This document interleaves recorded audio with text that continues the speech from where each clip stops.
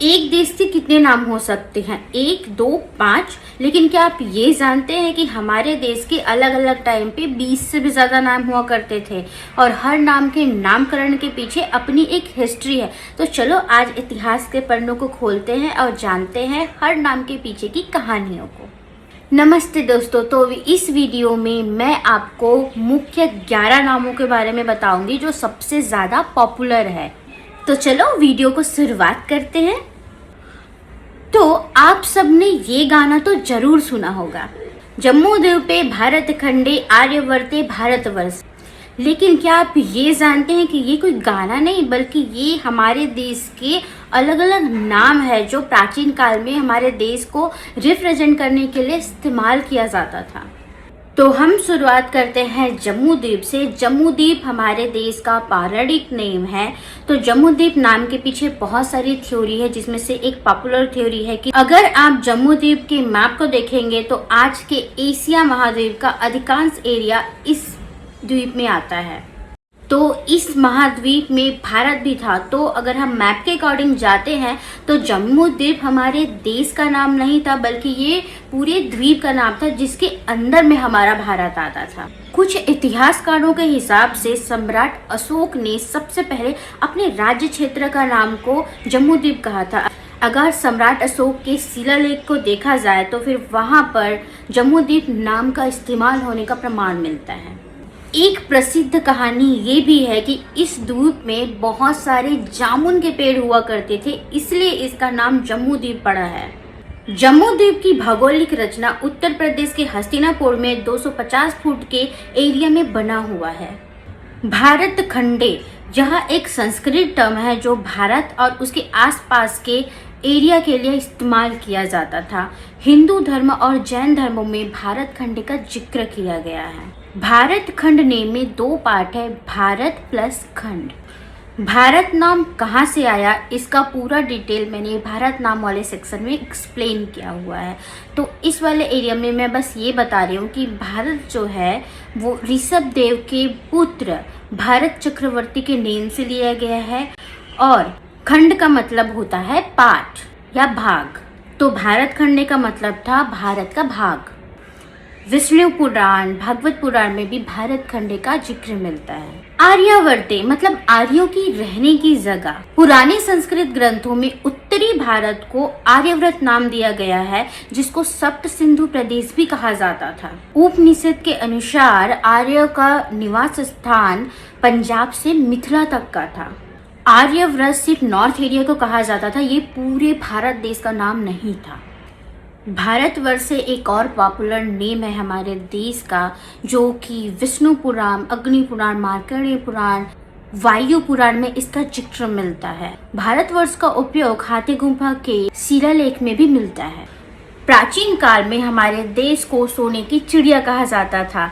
ये तो आपने पढ़ा ही होगा स्कूल में। लेकिन क्या आप जानते हैं इसके पीछे की वजह हमारे देश की प्राकृतिक सुंदरता, उपजाऊ भूमि, धन समृद्धि था और हमारे देश में सोना, चांदी, हीरे, तांबा जैसे मूल्यवान वस्तु खजाने का हिस्सा था, जो बाहर के व्यापारियों का आकर्षण था। कुछ ऐतिहासिक आंकड़ों के हिसाब से भारत की जीडीपी पर पर्सन $450 थी, जो कि विश्व का 30% था। इसलिए भारत को सोने की चिड़िया कहा जाता था। इसके अलावा भारत न केवल खनिज में बल्कि आभूषण की बैंकिंग, आर्थिक संरचनाएं, अंतर्राष्ट्रीय लेन देन, बौद्धिक, गणित, खगोल विज्ञान, चिकित्सा में भी बहुत आगे था। इन सब के कारण हमारा देश सोने की चिड़िया कहलाता था। आगे जिन नामों की हम बात करेंगे उन सब का केंद्र एक ही है, सिंधु घाटी और सिंधु नदी। तो हमारा जो नेक्स्ट नाम है वो है हिंदू और अल हिंद। तो हम बात करते हैं हिंदू नाम के पीछे के स्टोरी के बारे में। इंडिया के नॉर्थ वेस्ट में एक बहुत बड़ी नदी बहती है जिसको सिंधु नदी कहते हैं। अगर आज के मैप को अगर आप देखोगे तो फिर यह नदी तिब्बत से निकलती है और लद्दाख से होते हुए ये पूरे पाकिस्तान को कवर करते हुए लास्ट में अरब सागर में जाकर मिल जाती है। मैप में यहीं पर ही सिंधु घाटी भी है। तो अब बारी आती है पर्शियन राजा डेरियस प्रथम की। अराउंड 450 टू 486 बीसी के आसपास में पर्शियन प्रथम सिंधु घाटी को जीत लेता है और सिंधु नदी और उसके आसपास का जो एरिया है वो उसको सिंधु नाम देता है। लेकिन पर्शियन लैंग्वेज में एक प्रॉब्लम यह थी कि वहाँ पर सा का उच्चारण नहीं था, तो उन लोगों ने क्या किया, सा को हा से रिप्लेस कर दिया, तो जो सिंधु था वो हिंदू बन गया। सिंधु नदी के पास में 7 नदियां हैं। ऋग्वेद में सप्त सिंधु का उल्लेख मिलता है, जिसका मतलब है 7 नदियों वाली जगह। तो ये जो एरिया है वो आज के टाइम का इंडिया, पंजाब और पाकिस्तान के एरिया के आसपास को बोला जाता है। सप्त सिंधु में जो 7 नदियां थी वो थी सिंधु नदी जो कि मेन नदी थी, झेलम नदी, चेनाब नदी, रावी नदी, व्यास नदी, सतलज नदी और सरस्वती नदी। ये जो 7 नदियां हैं उसको मिलाकर बनता है सप्त सिंधु। जब पर्शियन भारत आए तो उनके लैंग्वेज में सा शब्द नहीं था, तो ये सप्त सिंधु से हप्त हिंदू बन गया और यहीं से ही हमारे देश का नाम हिंद पड़ गया। नेक्स्ट नेम है अल हिंद, जो कि एक अरबियन, पर्शियन और उर्दू टर्म है, जिसका मतलब होता है द लैंड ऑफ हिंद और द इंडिया। इंडिया का अदर नाम तियानचू भी है, जो कि एक चाइनीज वर्जन है सिंधु का। यह इंडिया सब कॉन्टिनेंटल के लिए यूज होता था, जो कि आज के टाइम का इंडिया, पाकिस्तान, नेपाल और बांग्लादेश भी उसमें आता है। तो ये सिर्फ इंडिया का नाम नहीं था, बल्कि इंडिया सब कॉन्टिनेंटल का एरिया था। तियानजू का मतलब होता है द लॉर्ड ऑफ हेवन। इसको वू तियानजू भी कहा जाता था, जिसका मतलब है 5 इंडियंस। हमारे भारत का अदर नेम है हिंदुस्तान, जो कि one of the most popular name है हमारे भारत का, जो कि आपको कई गानों में, किताबों में और बहुत सारे भाषाओं में, कविताओं में इसका जिक्र मिल जाएगा। हिंदुस्तान दुनिया के बहुत सारे भाषाएं जैसे कि उर्दू, फारसी, हिंदी में मिल जाएंगे। हिंदुस्तान नाम के पीछे बहुत सारी कहानियां हैं, जिसमें से एक है कि हिंद कुश के पहाड़ियों के पीछे की जगह को हिंदुस्तान कहा जाता था, क्योंकि मुगल जब भारत आए तो उन्होंने इन पहाड़ियों का सामना किया था, तो उन्होंने इस एरिया को हिंदुस्तान कहा। कुछ इतिहासकारों की माने तो जब अकबर बाबर भारत आए तो उन्होंने भारत के लिए हिंदुस्तान शब्द का इस्तेमाल किया था। कुछ थ्योरी के हिसाब से पर्शियन लैंग्वेज में स्थान का मतलब होता है लैंड या प्लेस, तो उन्होंने जब सिंधु को हिंदू किया तो उन्होंने हिंदू के आगे स्थान लगा दिया, जिससे ये नाम हिंदुस्तान बन गया, जिसका मतलब था land of Hind. British time में भी भारत का नाम हिंदुस्तान और इंडिया दोनों इस यूज होता था। हिंदुस्तान नाम पंजाब में बहुत ज़्यादा फेमस था। सिख संस्थापक गुरु नानक देव ने गुरबानों में हिंदुस्तान नाम का उल्लेख किया है। हमारे देश का अगला नाम है भारत।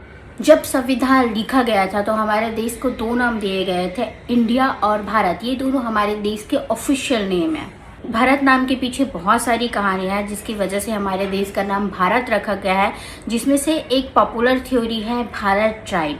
माना जाता है कि जो सप्त सिंधु है, जो कि 7 नदियों वाली भूमि कहते हैं, जिसमें से जो 7 नदियां हैं जो कि है सिंधु नदी, झेलम नदी, चेनाब नदी, रावी नदी, व्यास नदी, सतलज नदी और सरस्वती नदी, जो सप्त सिंधु वाला एरिया है, वहाँ पर एक जनजाति रहती थी भारत नाम से। तो इस जनजाति की वजह से ही भारत का नाम भारत रखा गया है।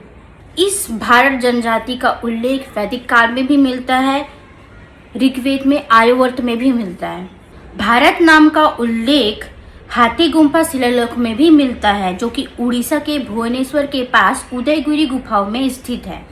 कुछ जैन परंपरा के अनुसार भारतवर्ष का नाम प्रथम तीर्थकर ऋषभनाथ के सबसे बड़े पुत्र सम्राट भारत के नाम से भी लिया गया है।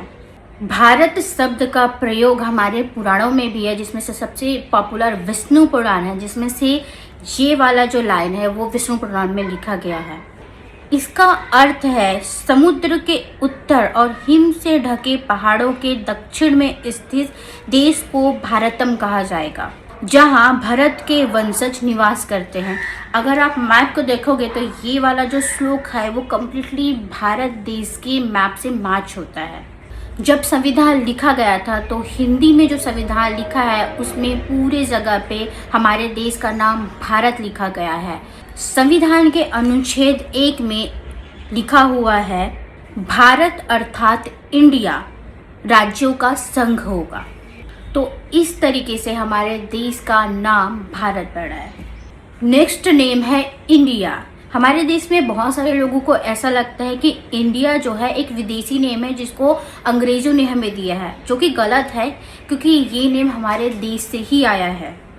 इंडिया नाम का रूट कोई विदेशी नहीं है बल्कि ये हमारा देश ही है। इंडिया नाम सिंधु शब्द से लिया गया है।